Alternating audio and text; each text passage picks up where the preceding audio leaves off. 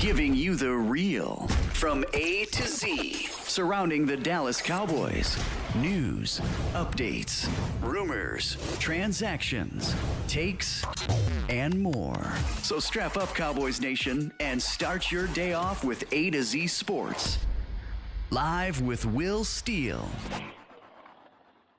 3, 2, 1. Here we go!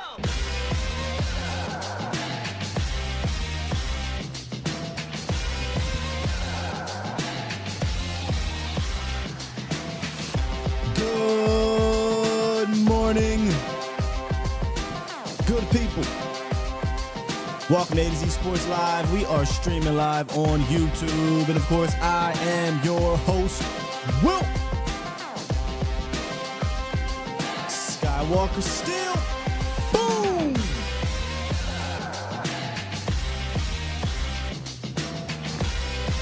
It's time to turn the page, man. It is Wednesday. Y'all know what that means. It's time to look ahead. We're focused on week 3, Cowboys, Ravens. And after the Cowboys defense got their heads pushed back, I felt like it was only right to start there. We're going to take a look at this Ravens offense. And when I put the microscope to this offense, it raised my antennas.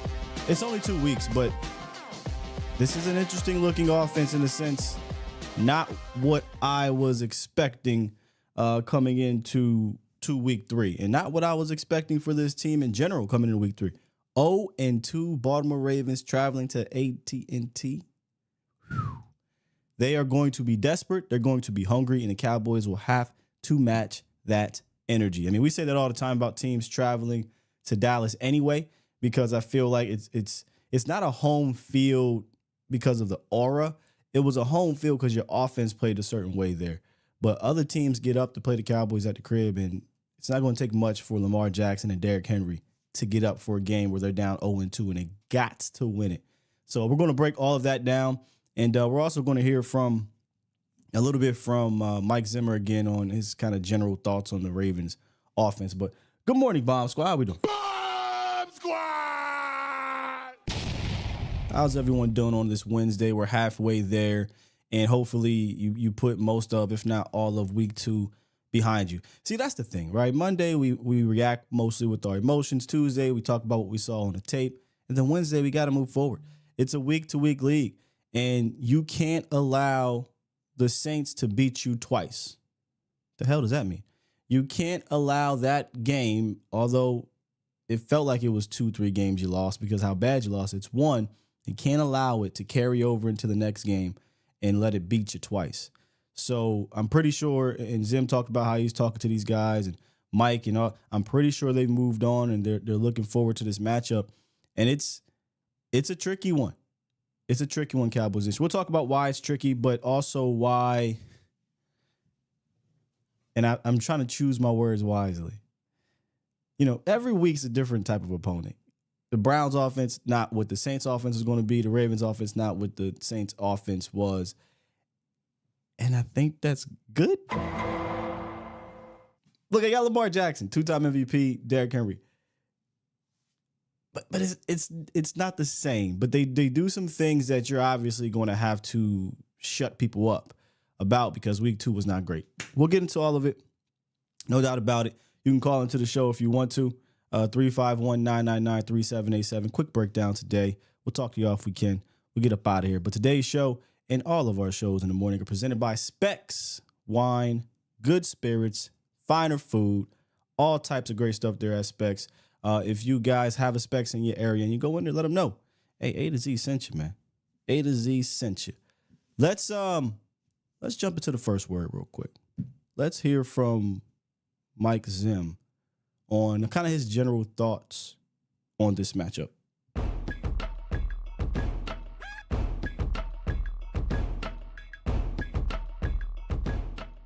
It'll be a great test for us. I think they do so many things. And again, I've only watched a game and a half, but they spread you out all over the field, and you're going to have to defend from sideline to sideline.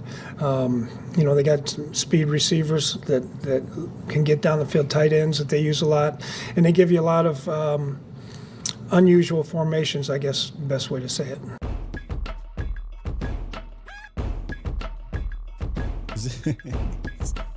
Man, I told you, Zim is a different animal when it comes to these pressers. Let's take a look at this Ravens offense. So the first thing that comes to mind in general when playing the Ravens, period, it's an uncommon opponent. It's an uncommon opponent. You will hear Mike McCarthy talk about the challenges of facing an uncommon opponent.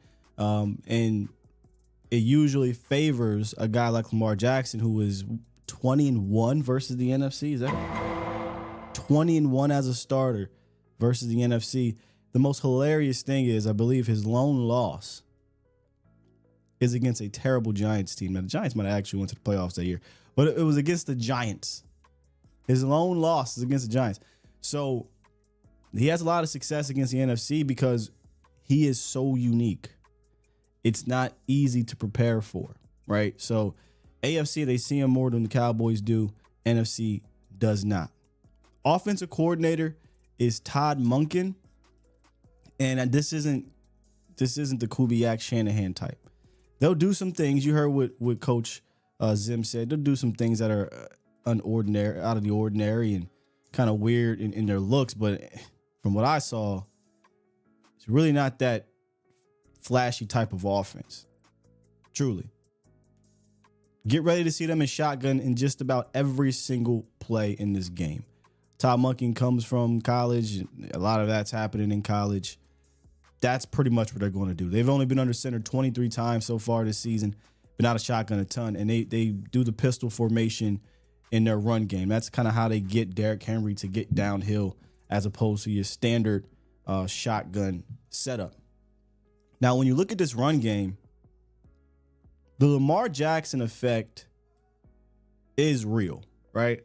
Like, you do have to guard against him in a read option setting where you can pull that ball and take off. So that's going to hold your defensive end. That potentially could hold your linebacker, and that can create some lanes. Now, they're not going to do a read option all the time. They'll just flat out hand the ball off to Hill or Henry and let them find grass. And now that Henry's there, if you do have to guard against Lamar, which you do, that can sometimes lead to a lane being open.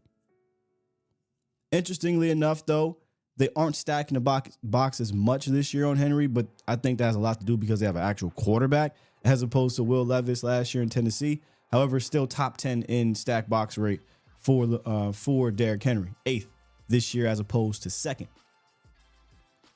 And most teams, except the Cowboys, put together a legitimate thunder lightning type of situation in the backfield. I feel like the Ravens have a thunder lightning, right? Henry the thunder, Justice Hill the lightning, and Lamar Jackson the lightning.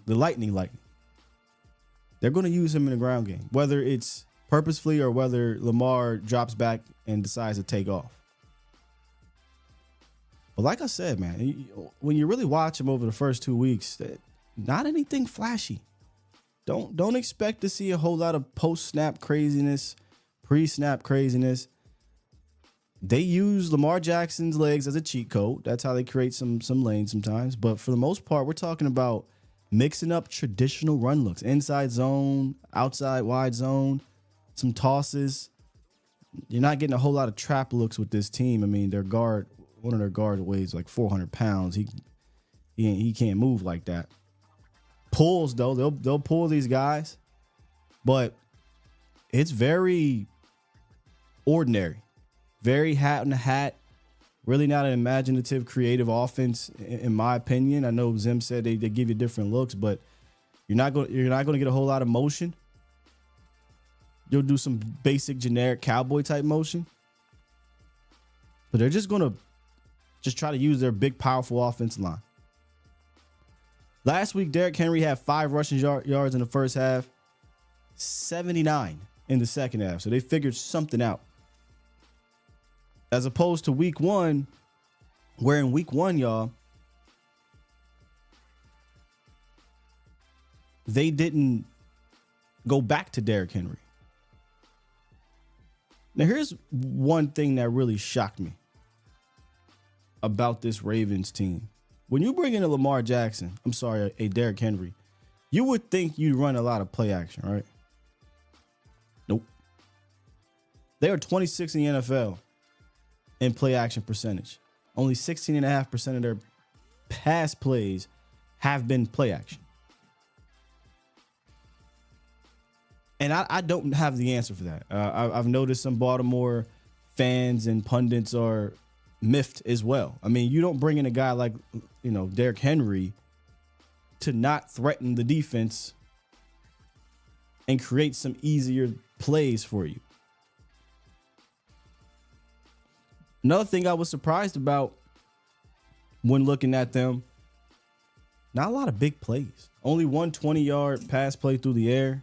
Rashad Bateman early in the season against the first game of the season, against the Chiefs. Not a lot of big passing plays. Not a lot of play action. Todd Monken is just, it's if I was a Ravens fan, I'd probably be like, what are we doing? What are we doing? Now, because of Lamar and because you have a Derrick Henry, and Hill is no joke either, they can run the ball at an efficient clip. They average 5.7 yards per carry, and it's not fluky either.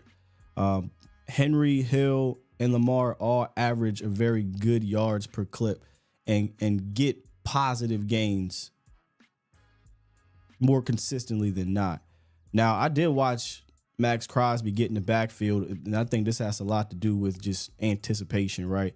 Get in the backfield, slide, last second inside, boom, beeline and beat the guard, and we're about to get to that offensive line in a second, and boom, it's a tackle for loss.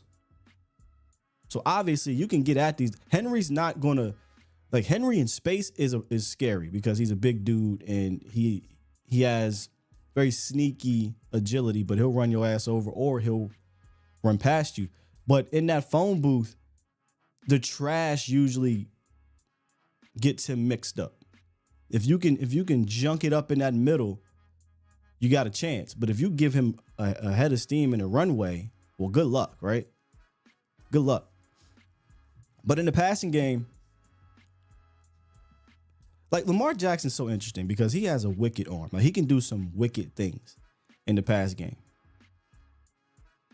But he's not this drop back passer, down in, down out. But I will give him this credit. You watch Lamar early in his career, you watch Lamar now. He's a lot more patient and familiar in the pocket. He's not really just peeling off quickly. He'll fade, right? Like, he'll drift back and still be able to get the ball where it needs to be because he has a crazy arm. But he'll also be a magician in that pocket. He'll dance around. He knows how to manipulate the blockers, a la, if you guys remember, Tony used to do this a lot. Tony knew how to set up his blockers and stay and remain within the pocket and then make a play. Lamar can do that. It looks different than Tony, but Lamar can do that. He's much more mature in that pocket. It's weird because I'm going to say this. You're going to be like, what are you talking about? He'll take off. Lamar will take off, but he'll take off if it's there immediately, right? Like, if he drops back and he sees your linebackers turns his head and his back of the jersey, oh, yeah, I'll give me that. But for real, he'll sit in that pocket, or if it's a rollout or if he has to escape out, he's trying to make a play downfield. But you have to guard against him taking off. And Zim, if you go listen to his presser, Zim is like, yeah, man, we might have to use Micah Parsons this week as a spy, because somebody asked him about Overshown as a spy. I would go back to Overshown, Cowboys Nation. I would go back to Overshown as a spy and allow Micah to attack as a pass rusher all across that line, particularly on the right side. That's kind of how I would approach it. Now, look, Overshown, Lamar is Lamar. Okay, nobody really can match his speed on that field, but Overshown showed you in week one the dude can get downhill and he can be a productive spy. So That's kind of how I would do it. And here's why. Because if you take Micah off of rushing the passer and you just use him as a spy, well, who's rushing the we already saw the first 2 weeks that kind of quick pass rush hasn't really been there. And if it's not Micah, it's really no one in regards to quick pressure unless you're getting, blitzing or whatnot. So I would just have Micah attack.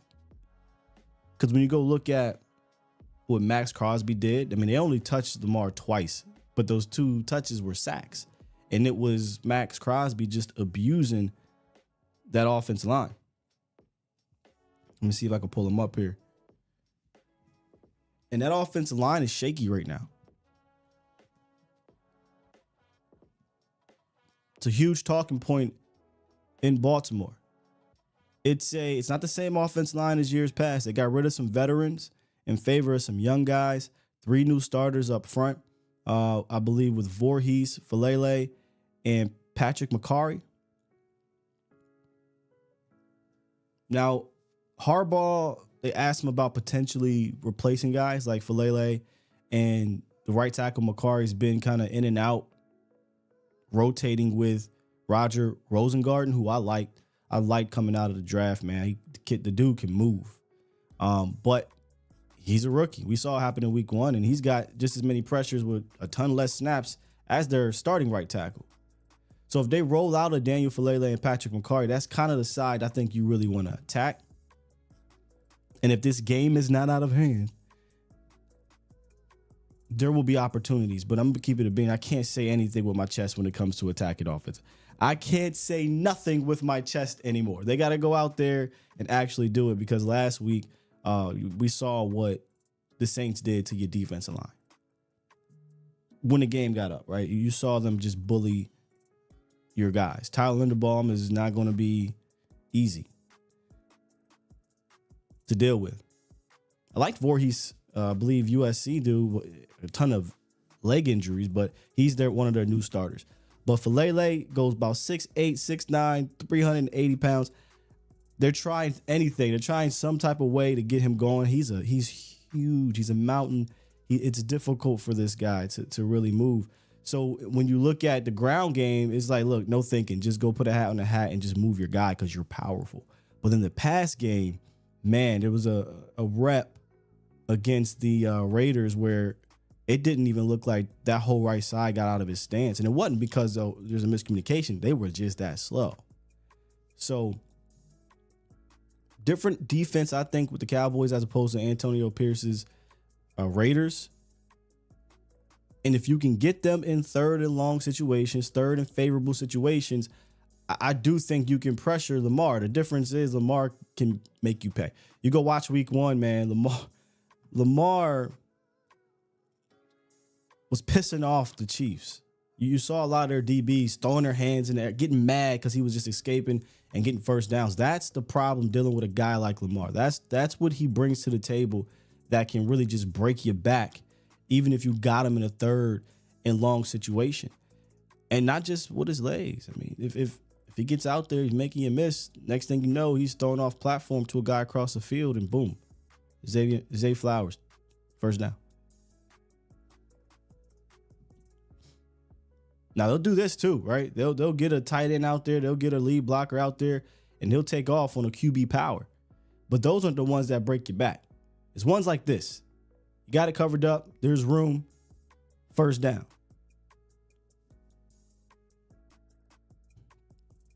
What about the weapons, guy? What about their pass catching weapons? So Zay Flowers, Isaiah Likely, Mark Andrews would be their big 3. Rashad Bateman, who's been oft injured, but he's not injured now, and he's kind of their guy that's not going to get a whole lot of targets, but when he does get targeted, it's usually a big-ish play, a decent play. 15, 16, 18 yards. Week 1, it was 38 yards. Underrated guy, in my opinion. With him being back healthy, you could potentially see him. You look up and you're like, 2 catches, 50 yards. 3 catches, 40 yards. You know, big first downs. 4 of his 5 receptions have been first downs. But Flowers is their guy. Zay Flowers is going to be their go-to guy. The first 2 games, 10 targets yet last week, I believe, 11 targets in the first week. They're going to spam him. But here's where it's interesting with Zay. Like, they haven't really went downfield with Zay Flowers, at least not yet. 1 target of 20 yards downfield. So Zay is, I mean, talk about a 5'9" possession guy. That's kind of how they're using him. But I think it's because of this. Zay Flowers has this elite ability to stop on a dime and go. You'll see them run Zay across the field and actually throw it to him. Right? And they're setting you up. And next thing you know, he's running across the field on a drag or a crosser, and he's stopping and using your momentum. And with things opening up, depending on what they do post-snap, you'll see Lamar Jackson throw it on the inside. Zay takes it upfield, and now he's getting some yak. That's kind of how they're using him as a possession wide receiver, with Bateman now doing things downfield. Mark Andrews and Isaiah Likely, I don't know why it says running back and wide receiver, but Mark Andrews and Isaiah Likely. Hey, pick a day, I guess. Pick a day. Week 1, it was Isaiah Likely as their guy. Week 2, it was Mark Andrews as their guy. And Mark Andrews was the guy coming into the season, with Isaiah Likely having his moments last year, which Cowboys could have got Isaiah Likely, but man, with them having his moments last year. So Andrews more of the possession type. Likely very sneaky dude you got to watch, man. He shouldn't be sneaky anymore, not after week 1. But he'll be a guy when they're running up tight formations, it looks like a run action, he'll leak out, and next you know it's a big play with Isaiah Likely. Or you'll get to the red zone, and now Isaiah Likely is a red zone option. But one thing I did notice about them in the red zone, so far at least, they're struggling. They're struggling down there a little bit. There was a play, though. I do want to show y'all this play. I couldn't help myself because, you know, when you study these opponents and you see these kind of cool, creative looks, it's like, man, I'd steal it. You know, I'd steal this look. But this was them last week in the red zone touchdown pass to, I believe it was Zay Flowers. See if I can pull this up. Yep. I believe it was Zay Flowers. This is how they're going to set you up. Actually, it kind of reminds me of what happened 2 weeks ago with the Saints and the Panthers. Now, we didn't see them do it because they didn't have to do it, but it's going to be a play where they're going to get some action this way so we can trip up these guys here, because what they want to do is open up this space to throw down in this window. But what I think is interesting about this is if you look at the setup, it's an unbalanced line. I want to say the Detroit Lions did this to the Cowboys and just in general, if I remember their film study last year, where they have an unbalanced line over here. There's 1, 2, 3 offensive linemen over here, and this offensive lineman is going to slide inside and kind of seal off anything coming in from that way. But at the same time, I believe this is Likely, who is already on the inside. He's going to kind of sell this look. So you let the play run. What that's going to do is move this linebacker this way, right? It's going to hold him upfield. He's dead, already on arrival. Wide open for what? The tutty. I love this play. This play is very creative. Again, if you're a team that's struggling in the red zone, you got to do some creativity, right? I think this is a creative play. This is good stuff here. The other 2 touchdowns they've had in the red zone, I'm give you an opportunity to guess who it was. Give you an opportunity to guess who it was.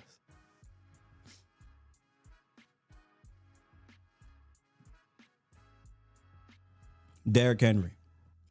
One thing about Derrick Henry, it seems like it doesn't matter if he's in Tennessee or if he's in Baltimore.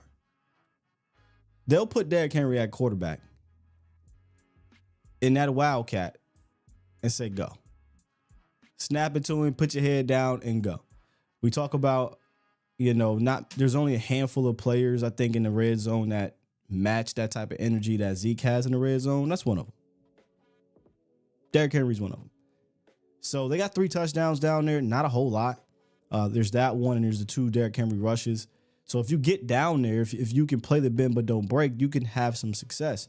But I guess it depends how you're getting down there, how they're getting down there, I should say. If they're getting down there with these huge, big plays and you're not making them matriculate down the field, well,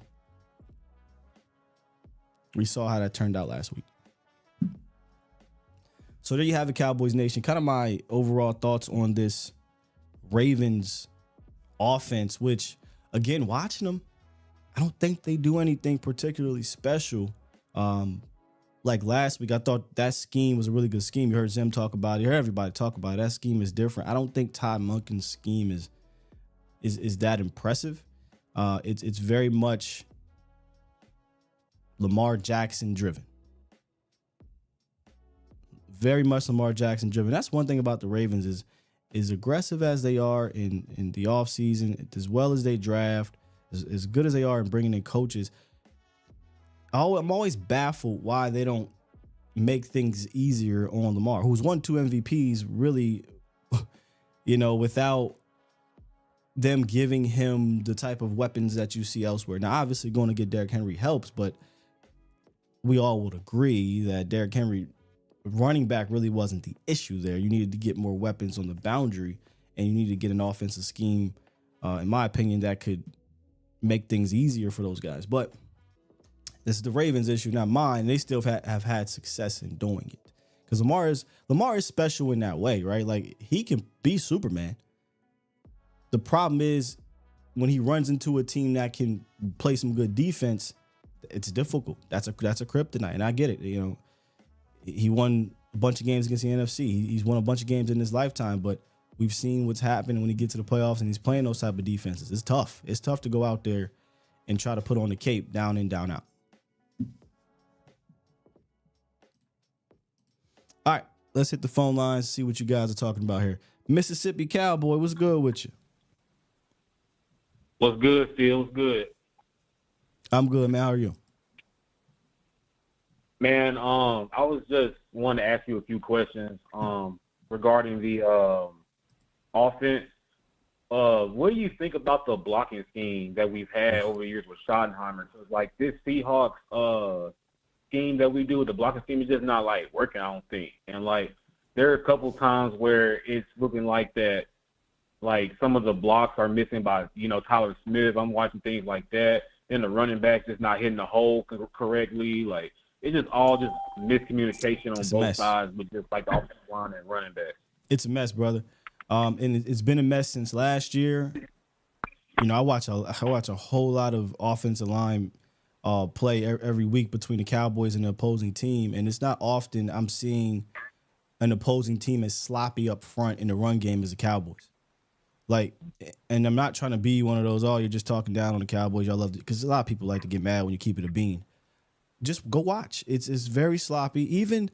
Even Tyler Smith, Zach Martin, Terrence Steele, like your better run blocking guys, it's sloppy, and the scheme is trash. We talk about it a bunch. It's not a good run scheme, and you don't have any. And look, I haven't said this much, but your first round pick, my worry was him in the run game. It has not been good so far, which I've said this before. These rookies were going to take time, so it's not surprising to me. But it's not been good. So when you have no great run scheme and then the run blocking is not that great, and then you got backs who are not creators, this is what you're going to get from a run game standpoint, in my opinion.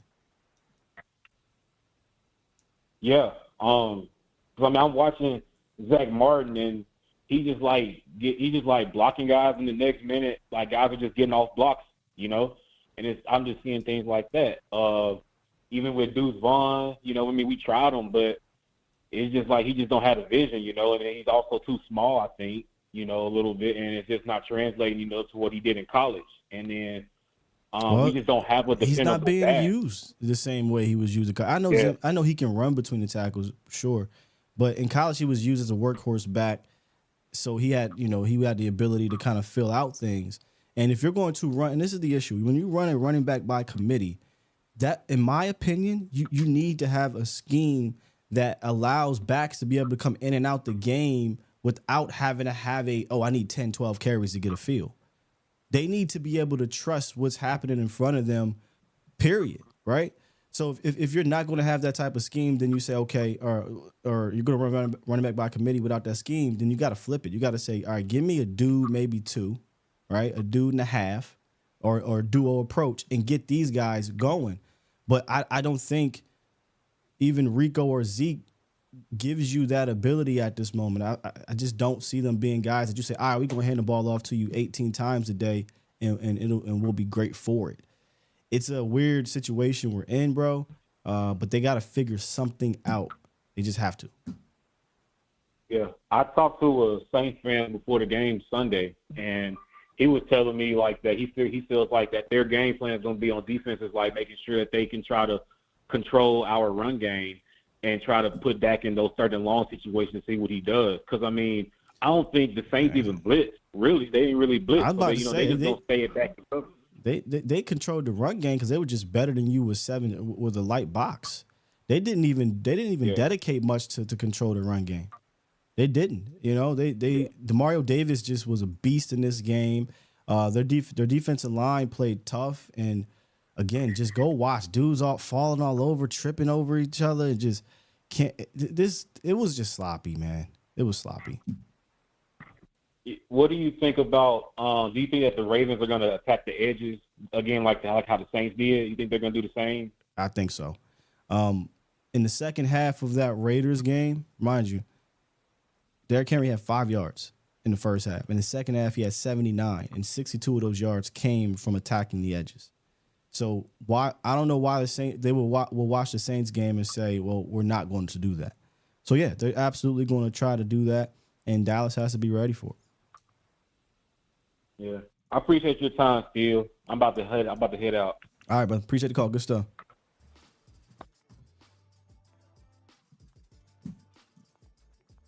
Yeah, I don't know what else to say, man. It's just got to be better in regards to the run blocking.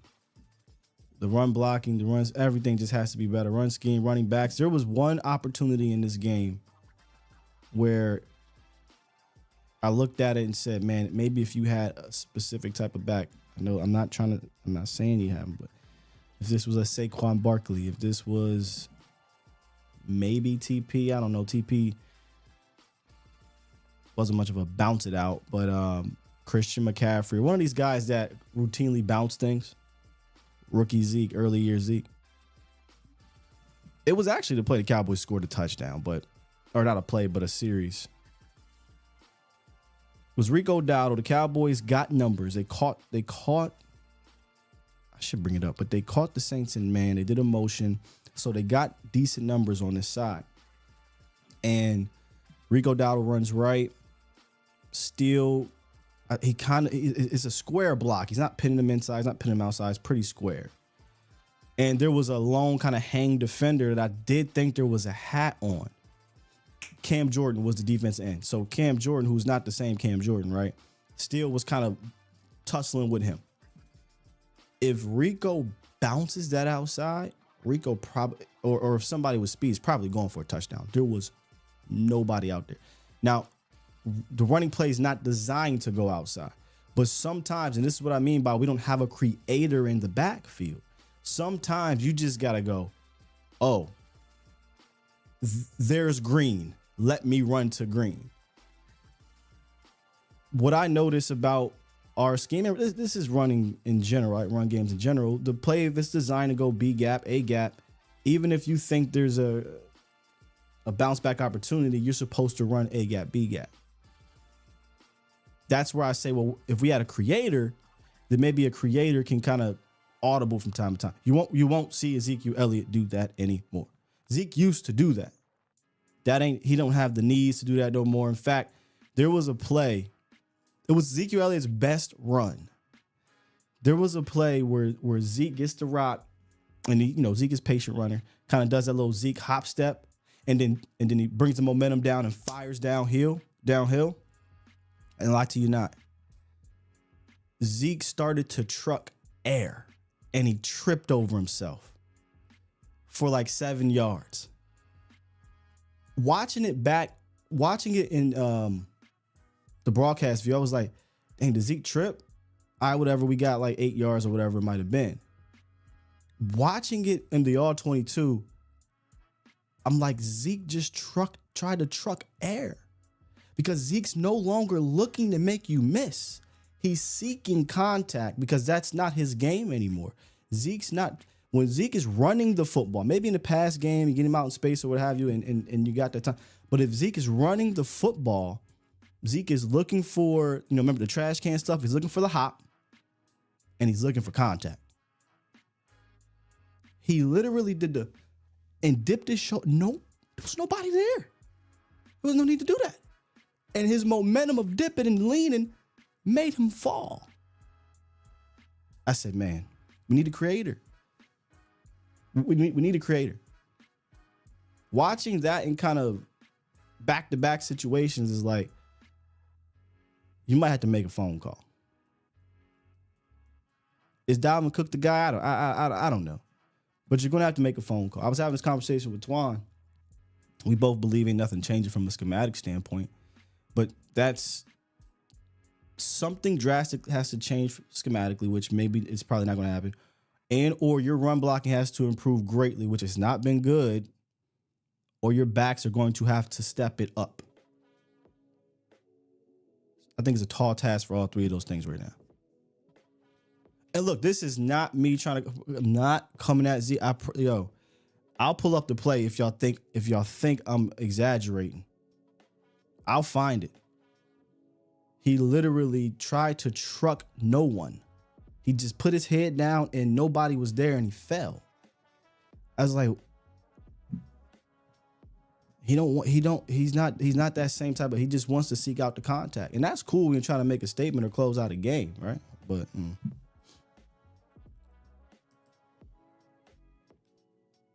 Deshaun, good morning, man. Good morning. So a few questions. So for one, do you feel like the Ravens offense particularly is going to not try to use us against us? So because back in the first game, they were blocking one-on-one and they were pushing our defense tackles back. So do you feel like they're going to try to do the same thing to us, where it's like we're just going to line up man on man, and we're going to do a little motion play and then push out where we want to try to go? Do I think the Ravens are going to block us one-on-one? Are you talking about Ravens offense? Yes. You mean like hat on a hat? Yeah, that's what it looked like to me. It didn't seem like they were doing a whole lot of like wide zone stuff. Again, they mix it up. They'll do some inside stuff, some man-on-man power stuff. They'll toss it. This isn't a Shanahan type offense. There's not going to be constant stretch zone, and boom, bootleg, or constant inside zone, post snap. It's really not a whole lot of that. It's pretty much hat on hat, power tosses, power sweeps, downhill running, a mixture of maybe an inside zone, a mixture of maybe wide. It's very much they're a power running team. Yeah. Second question, would you put Overshown out there to try to spy Lamar just in case he does try to take off? Or would you want Mike to I would.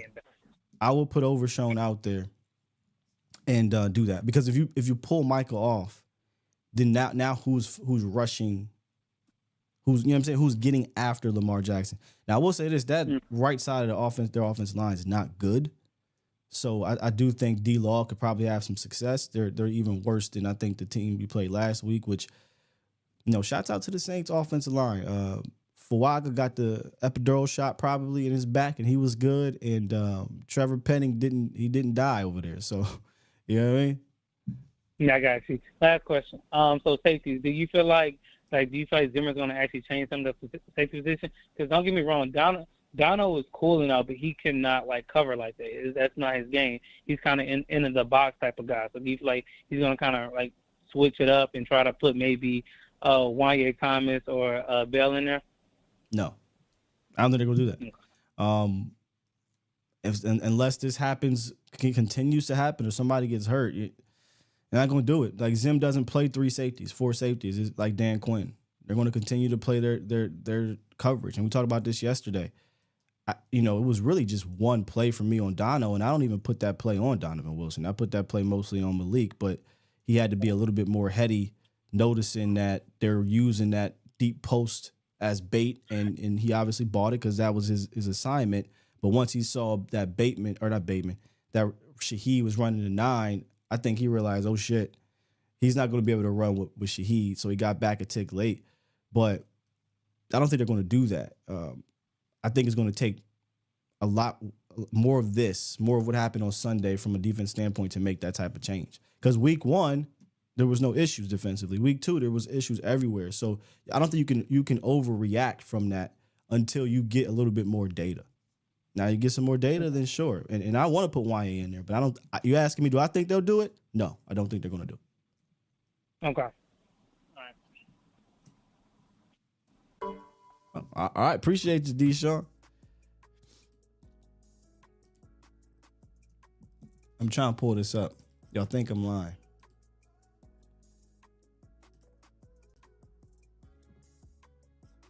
Damn it. Every time I do this, that thing goes off. Oh, well, whatever. Let me see. Bada bing. No, here it goes right here. This one.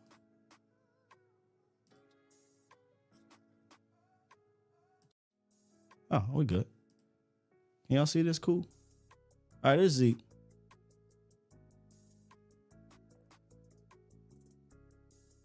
There's a hop. Zeke, who you trucking, dog?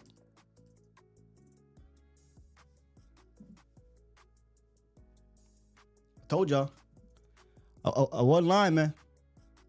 Like, Zeke is trying to seek out contact when there's no contact to seek. Zeke the seeker. That's his game, man. And that's why when people get mad when you say, man, look, he's the bruising, short yardage, goal line guy because he wants to do this. Running him outside for what? That's silly. He wants to do this. Zeke wants to dip his head down and make you pay. And that's cool. You need some of them body blows from time to time, right? No problem. No doubt about it. Need that. Now, would love to have, what's the boy's name down here? Tobert, hold on to this block a little more, what have you. But I was kind of like, okay, this is interesting. This is very interesting. Let's get to 603. Good morning. Hey, Sky. What's up? Look, man, I'm looking for some solutions, man. We on the tracks as the Cowboy Nation, and we see the train coming, man. We about to get run over if we don't have some. We need solutions. I want answers, man. I want answers. So what do you think? You don't got the answers, Sway. What are you talking about? Which unit? Which side of the ball? What are we doing?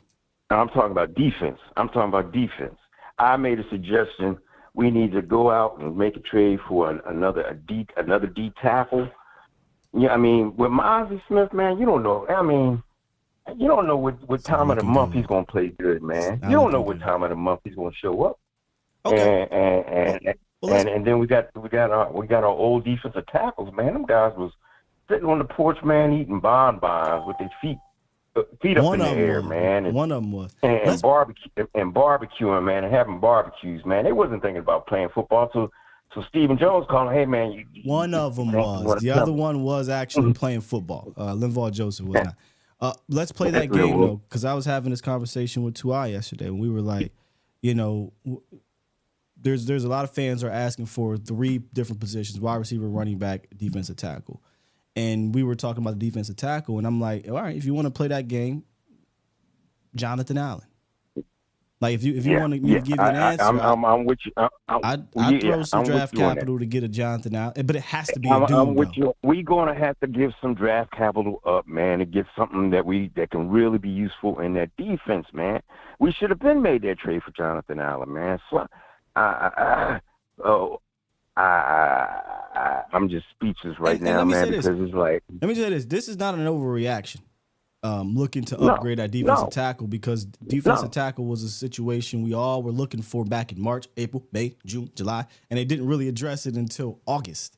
And how they addressed it was with a guy that's 37 years old, 36 years old, that we said, hey, man, give him about 10 to 15 plays tops, right? And then they went out and they signed a 330 or traded for a 330-pound 3-tech who clearly doesn't really care to play the run at this point in time in his career. So I don't think it's an overreaction. They're going to need help at defensive tackle.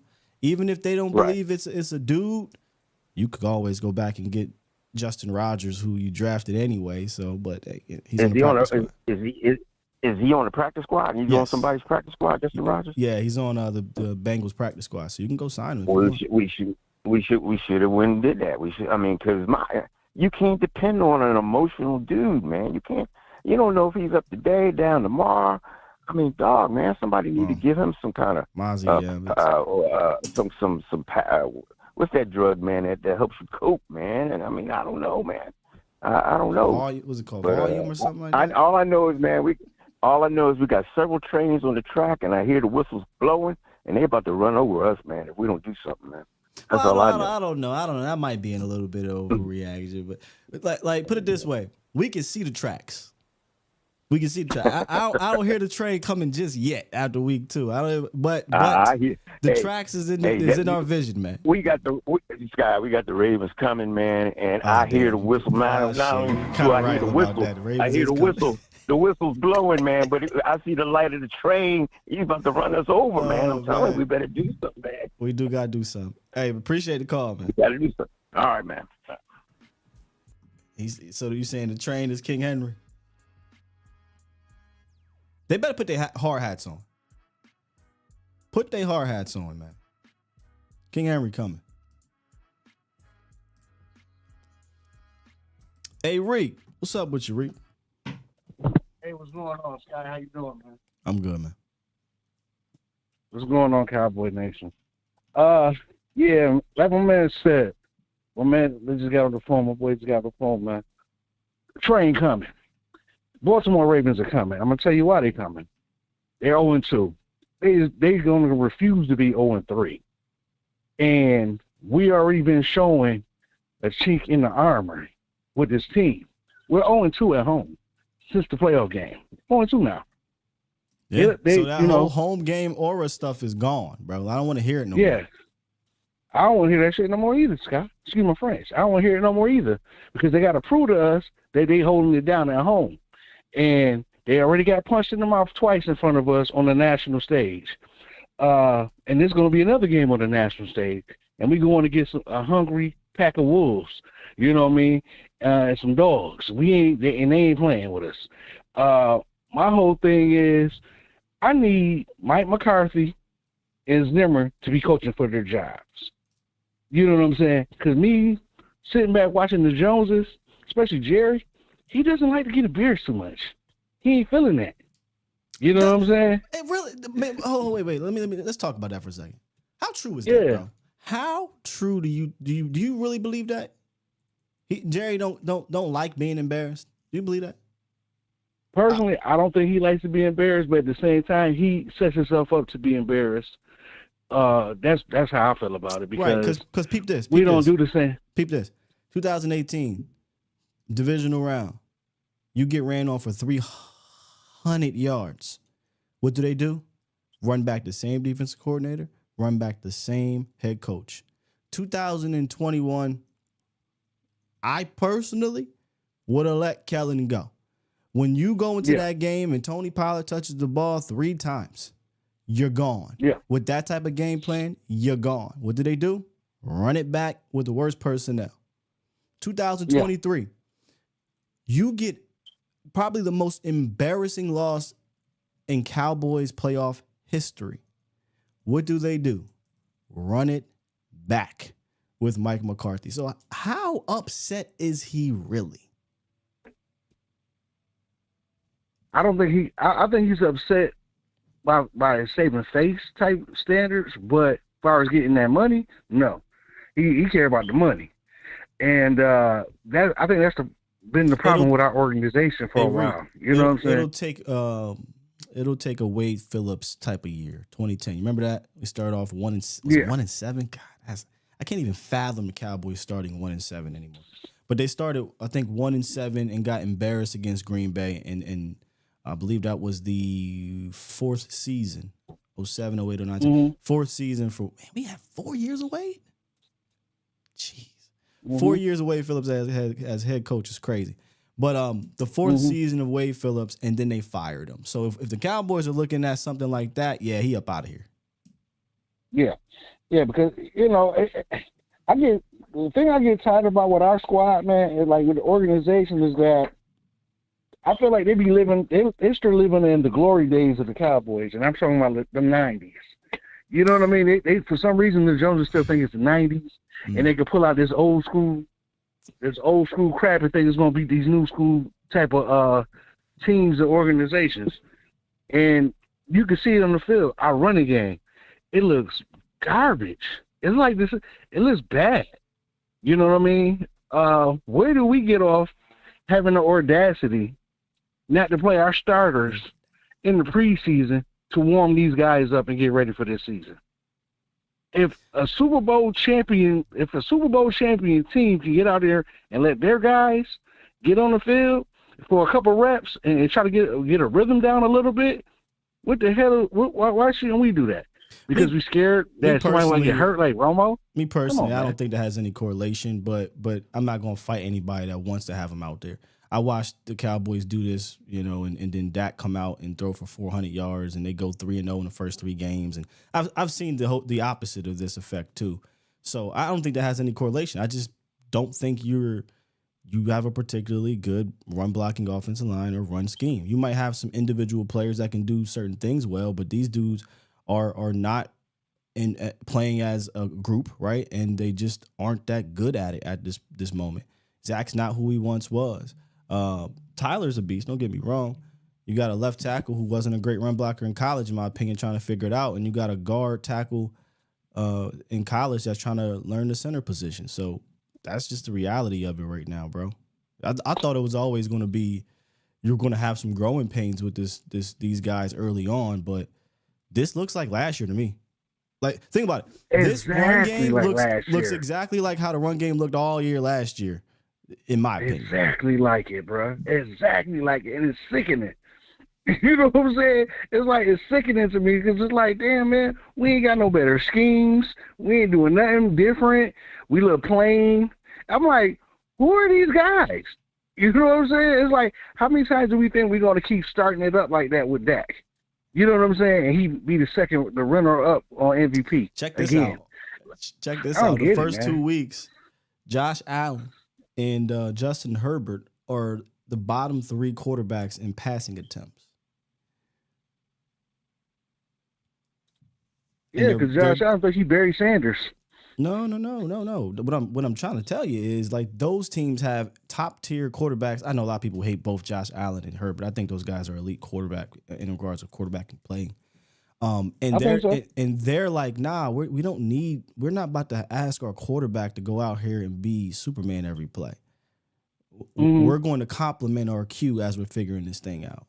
That's what I was getting at. So 2 quarterbacks who notoriously want to throw the ball over the field has offensive coordinators or head coaches that are like, wait a minute, let's not do that. Let's make sure we're balanced, and let's make sure we're complimenting our top tier guy. I understand that, man, but there's only 2 more things I want to say, and I'm gonna get up this phone. Let somebody else get on here. I want to see Flournoy. I don't want to see the Brooks experiment too much. I want to see him in spot duty. I really want to see Flournoy get on the field early. I don't want to keep this rookie on the bench like that. Because I think he has some skills. I think he has some skills and potential that we need on this team. Because CD Lamb going to need some help. Because you already see it, teams is trying to take him out, even though he's catching over 3 by 4 people.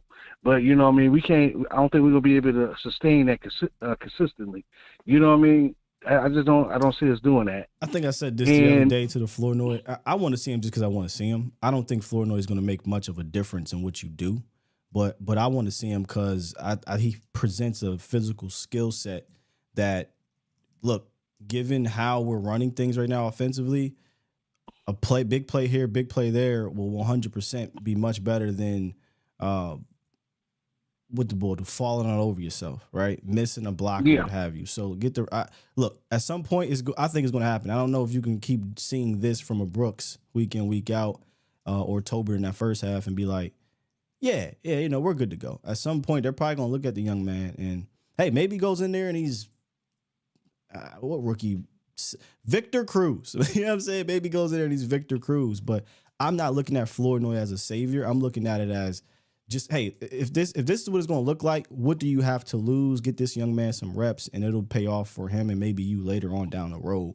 But I don't think he's going to be like a world beater, difference maker to your pass game. I think that's going to come between your offensive coordinator and quarterback figuring things out similar to what they did last year. I hear you, Sky, but I got a good feeling about that cat, man. I just got a good feeling about that dude because the reason I do is because Chris Carter has approved him. Chris Carter has approved him, and he's working with that dude. That's a Hall of Famer. I don't think he's going to work out with no bums. You know what I'm saying? I think this kid got something. I just do, and I'm tired. I don't want the Cowboys to be on this politic BS. Let's not do this wide receiver by committee stuff between our third and fourth wide receiver. I don't want to do it. And what I don't want nobody to do when he gets in there is, and he eventually makes a mistake, don't throw him out the bathwater either, though, because that's going to happen too. And I've seen that happen. That happens all the time. You know, oh, well, now the next guy's up, and then he makes a mistake, and it's like, man, screw him. It's happening to Brooks. Everybody screamed to get Brooks involved more. Brooks is involved more. Now people was like, hey, screw Brooks. Let's get Flournoy in there. So, like, I don't know. I personally think Flournoy, from an athletic standpoint and a talent standpoint, is better than Brooks. So, you know, maybe things are different. But I'm just saying, I don't want that to happen to the young man if he goes in there and makes a mistake. And next thing, and I got Reek calling me 3 weeks later. Hey, man, what's up with Jalen Moreno Cropper over here? You know what I mean? So I come on. I'm not gonna do that because I seen what he did in the preseason. He struggled in the preseason in that first game, and people was like, I'm okay with that.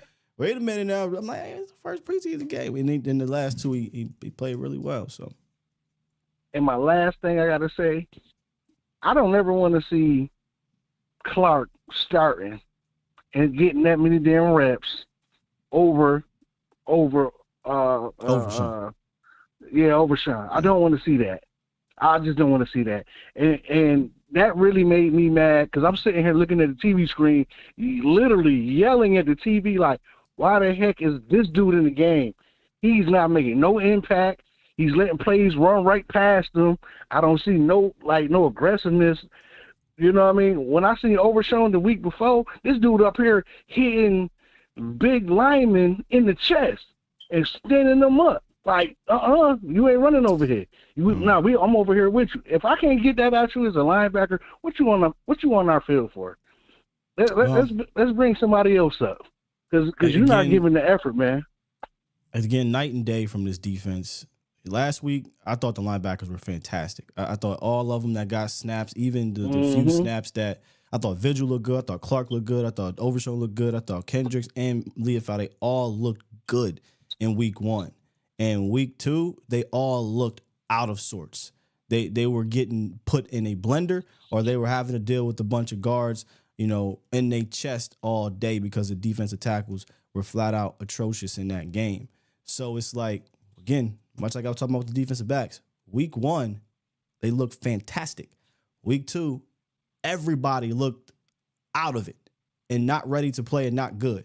Now, with that said, I want to see Overshown and Kendricks. That's the duo I want to see. I'm not really a big fan of this, hey, we're going to rotate. Now, if we run base, then obviously, you bring in a third linebacker. But my 1-2 punch at linebacker is Overshown and Kendricks. And when they asked Zimmer about it, Zimmer kind of got a bit defensive. He was like, well, Overshown has coming off a torn ACL. He missed spring, so we're just bringing him. We're bringing him along, et cetera, et cetera. I'm like, week one, you wasn't bringing him along. He was out there playing in preseason. So I'd rather you just tell me, well, I'm just going off of what I said in camp. And what I said in camp was we were going to rotate the linebackers. I felt like I felt like he was like, oops, I probably should have played him more, but let me give you my excuse as to why not. You know what Clark looked like? And it made me so mad. He looked like that Buffalo game. He looked like he played in that Buffalo game. Real timid, running past people, not trying to be aggressive. Clark wasn't good. What is your overall take on the backers in general? Because he wasn't the only one that wasn't good in that game. Yeah, I understand that, but I do remember them running directly at him, and he was getting I moved. mean, they was running at all. You know what I'm saying? But I'm only saying that because I feel like this is starting to get to the LVE thing with you, regards to Yeah, Clark. man.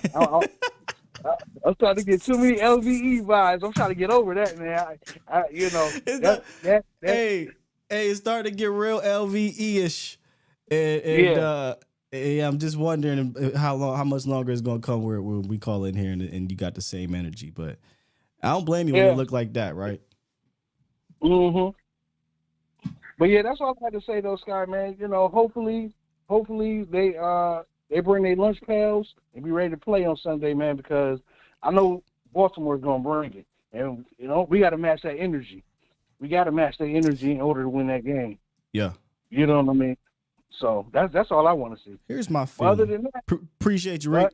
Now go ahead. I all thought right. you were hanging up. Thanks, man. Here's just this is a gut feeling. It's just me. This is Sky. This is not anybody I ain't talking about. Just my feeling. Based off of also just Zimmer seems annoyed, but he's also older and supposedly a changed guy in that sense. I don't think it's going to take a lot of games for Zim to start seeing the Zim on the sideline, number one. And number two, if it's not happening on the sideline, you'll see it with who's out there on the field. I don't think it's going to take many games. In fact, if I had to go out on a limb, I think this is a big game for everybody on the defensive side of the ball, that he doesn't, I don't use the word hot seat, because everybody was bad, but in a sense, if your name ain't like Micah and D-Law and Diggs and Kendricks, you know, if that's not your name, I'll even give the rookie, I'll cut him some slack, as well as Nealon. Like, if that's not your name, this is a game where if you go out there and it looks like that again, I can't see in week 4 him rolling the same dudes out there. I think he might look to start chipping away at some, maybe he rolls them out as starters, but he might chip away at some snaps. Just a gut feeling. Because I don't think he wants this to start getting away from him. It's not like it gets easier with these offenses right now. The Giants, it may. All right, but then eventually you're going to run into Philly. You're going to run into San Francisco. We'll see who they have out there. Cincinnati, and you know, those type of offenses alike. But I don't think it's going to take long. I don't really see Zim sitting on his hands if it continues to look like this. That's for damn sure.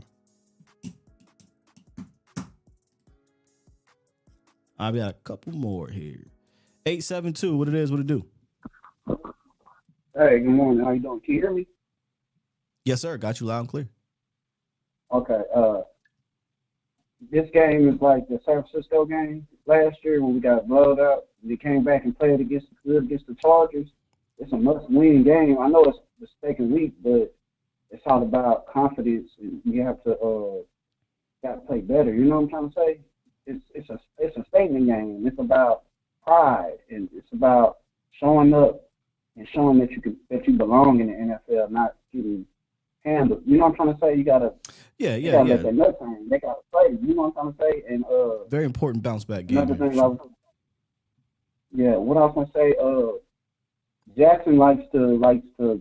You gotta watch out for that play action, and then him running. He'll throw some interceptions because Pittsburgh know how to shut him down. He'll throw some interceptions when he can't run. So you got to force him to throw. He can throw far, but you got to force him to make mistakes. You know what I'm trying to say? Because he's not like accurate, can like break you down a quarterback. He's like a playmaker. So it's a fair assessment. That last part. That's a fair assessment. He 100% is a playmaker, but he can spin it though, man. He has a wicked arm, but you want to put him in. You want him to have to be a hero. Right? You want him to play hero ball. Now he's going to do it a lot, but like you said, he'll make some mistakes too. So, yeah, I agree with that. Yeah. And you can, number 21 can't just let like Zay Flowers. He can stretch the field, right? Don't be scared of him. You got to cover him all the way down the field. Just don't 10-yard push them off like they did on that play when they went deep. You can't. You got. Yeah. They got to lock some playmakers down and run with them guys. You know. Yeah. Sure. Yeah. Rucker, my bad. No, you're good. Just also got to worry about Zay on those crossers. I feel like that's where, I mean, at least the first 2 weeks, that's how they've been using him. They haven't really been using him deep downfield. He only has one target downfield. Bateman's been a guy they've been targeting down there likely, but it's those crossers, man, that could get these guys tripped up, trying to deal with that speed. We saw crossers are tough to deal with in general, but we saw him struggle with that against Shaheed last week. Do you think we got to stop saying tight ends? Do you think Jake Ferguson will be back? Do you think Jake Ferguson will be back? We'll find out today. We'll get a better idea on that today. Where he's at practice. Yeah. We just gotta play a great game. We gotta play better, man. Have a blessed week. All right. I ain't gonna take up much of your time. Thanks, man. Good call. Yeah, this is an important bounce back game. If you want to compare it to something similar earlier last year, yeah, you got your ass whooped by San Francisco, and you won a gritty, gutty game against the Chargers. This could come to that, right? Like this week could come down to it being a gritty game you're going to have to pull out at the end. And I would like to think that helped the morale a lot moving forward in last year, right? And the difference, though, is that was week 5. The Cowboys were coming off of a crazy start, 2-0. Then you lost in week 3, you lost to the Cardinals. A lot was going on. You kind of said, okay, one of those games. Came back, bounced back against the Patriots, blew them out. So you were kind of like, weird start. 3 blowouts, 1 game you shouldn't have lost, and then you got your ass whooped by the first legitimate team you really ran up against. So it was strange. Whereas this year, I think you beat a good roster in regards to the Browns. Their quarterback ain't good to me. And you got your ass whooped by a good New Orleans team. So we're already having discussion of who is this team. But I think it's too early to know who they are. But I don't think it's too early to look at the warning signs from what happened in week 2. I don't think it's too early to look at that. But we got a lot of people like Tenwap who are like, yo, relax, everybody. The season's not. He's right. The season's not over. But like I said on Monday, don't ignore the warning signs. I hope they're not ignoring the warning signs. They need to bounce back. And look, you go win this game, nobody's going to remember week 2 until you get to later in the season. But you go win this game, nobody's going to remember it. But I don't think you're wrong for your confidence level taking a hit after what happened last week. I don't think anything is wrong with that, because that is exactly how the Cowboys have been losing for a long, long time. And the warning signs in that game were the things that got you in trouble or get you in trouble in the playoffs for the last 3-4 years. So I don't think you're wrong for questioning how that performance last week. Now you're wrong if you say, season's over, wrap it up. Just same, like I feel like, all right, then if that's the case, I don't even know why you're watching any more games, right? But for me, I focus on week to week, and we're just kind of turning our pages to the Ravens. But for those who are just trying to ignore that, I do think that is an interesting way to look at it. Everything is not Skittles and rainbows. And when somebody calls that out, nobody's saying the season's over and, oh, you're crazy and all this stuff. Look, if you a homer, say you a homer. I'm okay with that too. We need those. But there is a world where a lot of fans don't exist being a homer and don't exist being a Debbie Downer. There is a world where there's logical Cowboy fans. Maybe few and far in between, but there is that world. 931, what's up? Hey, how you doing today? I'm good. What's up? So, I've been looking over a lot of footage, and I tagged you in a couple of things on Twitter. You looked over, I had held somebody accountable, and I appreciate the retag on that. And then yesterday, I pointed out some deja vu plays that I tagged you in. I'd like you to look. Is this the TikTok brother? Yeah. Mm-hmm. Hey, shouts out that TikTok you did in week 1 was fantastic, but I didn't get a chance to watch the other one. When you get a chance to, please do, because like this is it's weird, because like literally it was take from Microsoft Word, copy, paste on pad. That's literally what happened with that Saints game. From what game? You take from that Green Bay game. Oh and, yeah, did like, you see the title for the thumbnail yesterday or on Monday? It said "Deja Vu." Like that was my thumbnail title, "Deja Vu," because it was, and I even have the tweet on my Twitter, copy and paste from the Green Bay game. It was eerie how much similar that looked. Eerie. Yeah. Well, so I missed that, and oddly enough, I literally made my TikTok, called it "Deja Vu." Like I didn't realize just how much, literally, there are play for play that is exactly the same. I did not realize that because I was. Well, brother, I mean, LaFleur comes from that tree. Kubiak was just coaching in that tree. Plus, he's a Kubiak. So, yep. I mean, the offenses are going to look very similar. And then the results looked similar. That's what was so scary. The results look like the last 3 times you've played those offenses, 48, 42, 44, 48 points. That's crazy. It's upsetting, to be honest with you, because now that's not, and people want to start to, look at Zim for this. This is not a Zim issue. This is a player issue, because you can only put your players where they need to be. It's up to them to do what they're supposed to do when they're there. So at some point, you got to start looking and saying, like, all right, well, is this a Mike McCarthy needs to talk to Jerry Jones and say, look, we have no choice but to go out and, grab something from insert place? Or hell yeah, you do that. I really don't know what to do at that point. Well, I mean, when and I do firmly believe in this. When an entire unit looks that bad for 4 quarters and your coordinator doesn't respond, 2 things happen. You weren't prepared, and Zim came out, and I don't know if y'all caught this. I don't know how he missed this, but he said, yeah, we weren't prepared for them to run a lot to keep us in base. And I'm like, bro, I just do a show on YouTube, and I noticed that they were going to do a lot of that, but how are you not prepared? And number 2, when you don't make any adjustments, I'm sorry, I do have to look at you as a coordinator. Now, that doesn't mean it's all his fault, not at all. Like, your players, y'all equally share the blame, but I kind of debunked how this game got out of hand yesterday, because a lot of people coming out that game were just like, oh, man, they just bullied you right down the field running the ball. They did not. They scored 21 points, and they ran the ball 4 times on you for 11 yards, I believe it was. 12 yards. So they averaged 3 yards per carry, and they already had 21 points. So what happened was Zim got out-coached early, and then they leaned on the ground late when the playbook was wide open. And if you go look at what I just exited out. Wait, maybe I have it up here. Nope.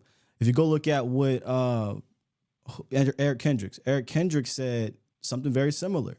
Like, look, they got up on us because they were making big plays on us in the air, and then of course we couldn't stop the run because they had their playbook wide open. So there is equal opportunity blame and equal opportunity smoke to go around here. You didn't have your guys prepared. You said that. That came out of your mouth that you didn't think they were going to do heavy personnel, even though they showed that last week. And then you had no counter answer to it. And then your players just couldn't make anything happen at all. It's equal opportunity smoke for me. Yeah, I'm not saying that he doesn't own any of it, but I'm saying that everybody is only placing this on Zim. I disagree. I think a lot of people are placing this on the players. I think it's equal opportunity smoke. I don't think we need to pick either or. When you give up 6 straight touchdowns and 40-something points, and in the manner it went, I don't know how you can point at one singular thing. It's weird because on some of my videos, I'm literally seeing people say "F them." I'm like, what? Like, well, brother, no offense to you. You're doing videos on TikTok and you're looking at the comments. Good luck. I know that don't worry about the comments. That's one thing that Box told me. He was like, just look, when you make your content, make your content. Boy, yeah. But the thing is that like I'm aware that there's blame to go around, but I'm also aware that this is game number 2 in the season. So the sky isn't falling just yet. Like, allow them, because remember, this is still a new scheme. This is still a new DC. So allow them to develop the identity that they need to develop for us to see exactly what this defense truly is. I'm not how people are automatically saying, all right, we need to get Overshown in, because I feel like he should have been in as well. Sure. Tim also said, that basically Overshown is for his sub packages, which I think that now he's going to say, all right, let's implement him in base as well. But he did say, somebody, I think it was Clarence that had asked him about why Overshown wasn't there, and he also asked him about and then so he asked him about Overshown, and his answer was he got defensive and was like, well, Overshown missed the spring. He's coming off of ACL, so we're trying to get him acclimated and whatnot. And I don't buy it. I don't buy it. I wish he would have just said, you know what, in the summer, I told you guys I was going to rotate backers, and that's what we did, because that's exactly what they did. They rotated the backers. And I think he realized I probably should have played them a little bit more. So we'll see what happens this week. But I don't know how you watch Overshown in week 1 and decide to literally cut his snaps in half. That's silly to me. Especially, think about this, especially when you say, well, I didn't expect to be in base a whole lot. Well, if you didn't expect that, then Overshown should be out there to set a tone. But that's neither here nor there. Yeah, well, I thought that I was sure that it was that Zim didn't allude to him missing so much time. I thought that was McCarthy that said that. Nope, that was Mike Zimmer. Mike Zimmer came out and said he missed spring. He has a torn ACL. He got defensive about it, and he was like, we're just trying to, get him ramped up or whatever. I'll go find the exact quote for you. I know McCarthy alluded to it as well. I think that what they've realized is that they're jacking up a little bit. I think they've realized, all right, we have some people that are popping off the page, that are making these splash plays, and that we aren't playing, and we kind of need to do something about that. Well, one person. Overshown's the one person. Yeah. So Overshown, okay. I haven't really gotten a chance to go, knee deep into. In closing, my man. In closing, you gotta get. I haven't gotten the chance to see Nealon's footage. But I do know that Overshown, from first game, he had a chance to actually show what he can do. Like, hey, all right, I'm back from my injury. In the second game, he played 18 snaps. 4 of those were on special teams. So basically he had, I think, 14 snaps on defense with 4 tackles. So, I think that this Baltimore game is just going to be a show. This is going to be one of their prove-it games. These next 2 games are going to be really really like the point out games, like to show exactly where this defense truly is. And I hope, after looking, once I get a chance to look at everything, I hope that this is going to say that we have an opportunity, because right now we're dead last in red zone defense. So once they get to the red zone, it's almost a guaranteed touchdown. They're scoring at an 85% clip. So this is a big game for us to actually turn whatever the perspective is on us into a different direction, not just for the media and for the fans, but to themselves. So I appreciate your time, Scott. All right, man. Thank you, bro. Just get this dub, man. You get this dub, that will help you out in general. No, really, no matter how. Because I'm very much the same person in the sense of I'm going to need at least a quarter plus of the season to figure out what you are, right? So it's kind of tough to do that after 2. That's why I said I'm not overreacting either way, first or second week. Now, certain things may seem like an overreaction, but the problem is this looks like it would just look like for a while. But just get this dub against the Ravens, and I think that'll help the morale, because it's going to be weird. I really wonder what the topics is going to be out here, the headlines. If you beat the Ravens, they will be 0-3, and it will look like not a good team. You know what I mean? But we know the Ravens team is not a bad team. They're not a bad coach team. They have great players. We know that's a good team out there, especially on defense. We'll talk about tomorrow. So, but it doesn't matter, honestly. they shouldn't care about what's the headlines are going to be. They have to get this dub. You don't want to fall down 1-2. Granted, it's an AFC game, but I think this one is important for morale and knowing that, hey, man, we can go up against an MVP quarterback, a defense that still looks very good, and get out of here with the dub. Last one of the day, then we'll get to some super chats. 804. What's good? Granted, it's the AFC game, but you gotta turn your house down, bro.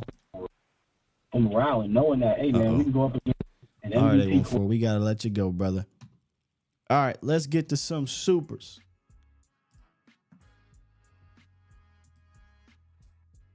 How many we get today? About a handful. All right, let's do it.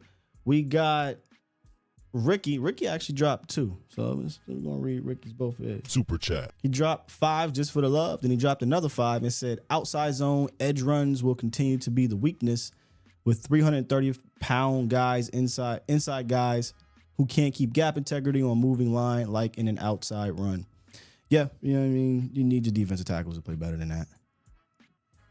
Just flat out. Need him to play better than that. Rohit dropped Super chat. a dub and says, Sky, what do you think of changing Trey Lance's position to running back? We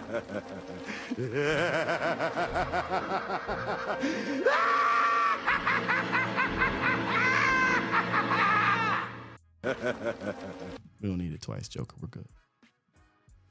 And giving him game reps at running back since he clearly is no use to us at quarterback. And us trading for him cost us the ability to draft a running back in this pack. Oh, Rohit, you hit me right here, man. I'm trying to forget about that. But Bob Sturm, I can always get it mixed up.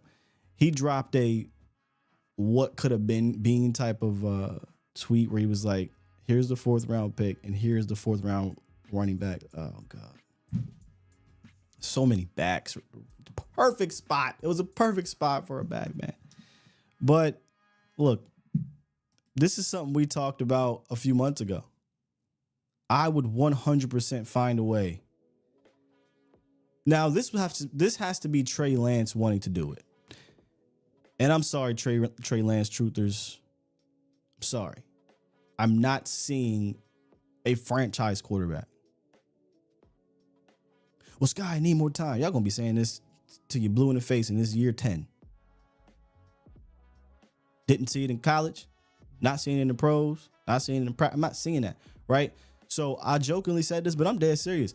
I've seen Terrell Pryor successfully go from quarterback to wide receiver. I've seen what's the tight end? I always bring him up. Damn it.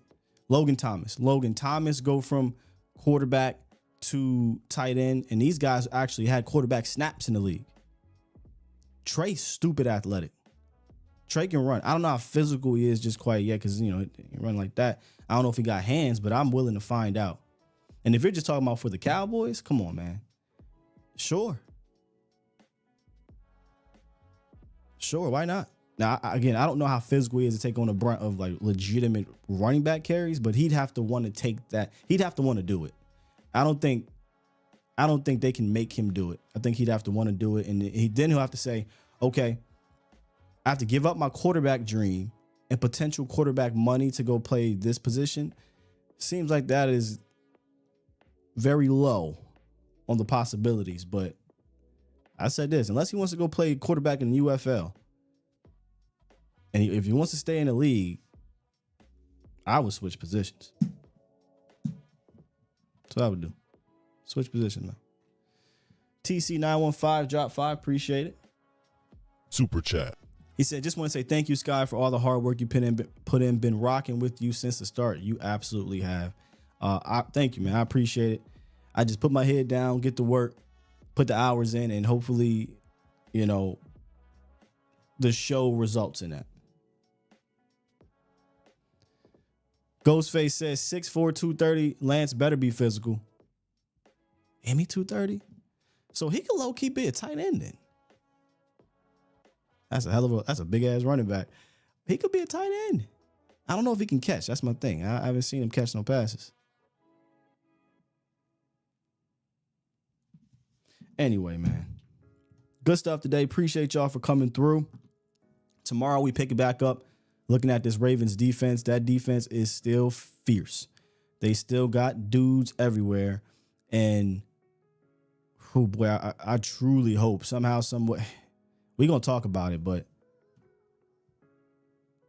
one or two things is going to have to happen on Sunday.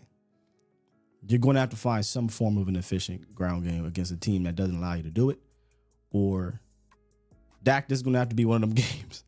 This is going to have to be one of them games where, boy, we going to need you, bruh. We going to need you to go out there and it looks like MVP runner-up Dak Prescott.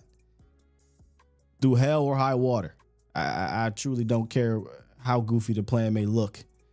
He's going to have to probably be a Herculean. That's a good-ass defense over there, man. Excited to take a look at it and see how we can attack them. Shout out to our wonderful presenting sponsor, Specs. Specs is your one-stop destination for unbeatable selections of beer, wine, and finer foods. Whether you're planning a party or just looking for that perfect bottle, Specs has you covered. And the cool thing about them, if you don't have time to go or a shopping at a Specs store, if you don't have time to go inside, they have curbside pickup. You can order online. They'll deliver it to your crib. So check out any of the hundreds of Specs stores in the Texas area. With that said, I'm going to go ahead and hit this button. But before I actually hit this button, got to bring this up too. I want you guys to not forget that we are at Canvas Sports and Social every single game day live. I need my Cowboy fans to come through. I was a little disappointed, not in those that came. Shouts out to you. But boy, I didn't know we was walking into a bee's nest there with the Saints last week. I don't want to see this happen this week with Baltimore. Okay, so Cowboy fans, come through. Let's get loud. And if you are at the stadium, how I feel. Be loud, be proud. We need you. So come through. Good food, good energy, good music. And of course, your boy Skywalker and Jesse Holly are there to give you game day live every single game.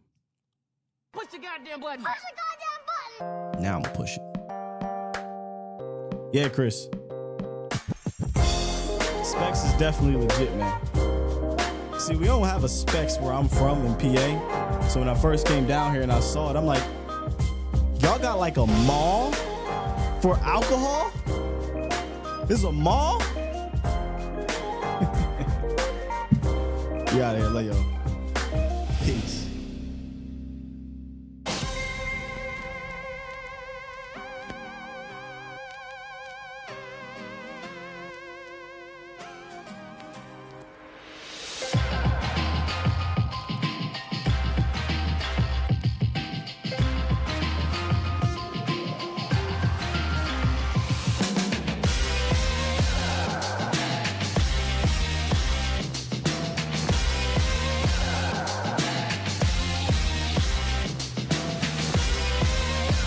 I mean, that's fair, the smart sisters.